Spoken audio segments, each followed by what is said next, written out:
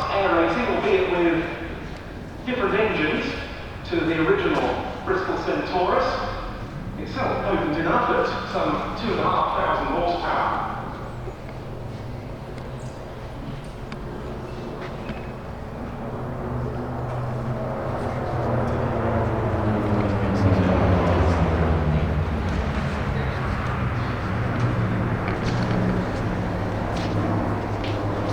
It's the Centaurus that powers the first two aircraft in this formation.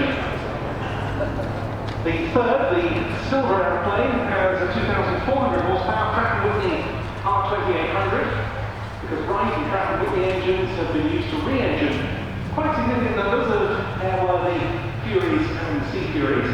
The one leading, meanwhile, the single-seat next Iraqi Fury from Anglia Aircraft Restorations, is in the markings of the first prototype Sea Fury 10, which first flew in February 1945 and was sold for scrap in 1949.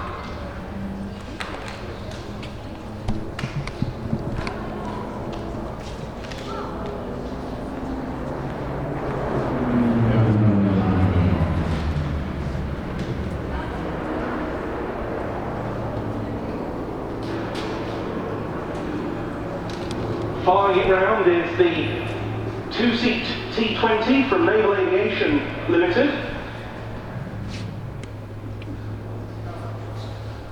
Operated under the Navy Wings banner, part of the Flying Navy Heritage Trust, the organisation that does a great deal to preserve the flying history of British naval aviation. And the last of the three aircraft, the Silver two-seater, owned by Sean Patrick, operated by the Norwegian Spitfire Foundation.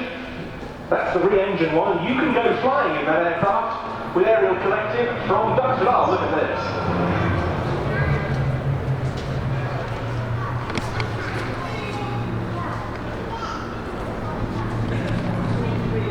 Both of the two-seaters share some of their history. They were both used on behalf of the West German government by an organisation called the Deutsche Luftfahrtberatungsdienst, DLB, as target tugs during the 1960s and into the 1970s.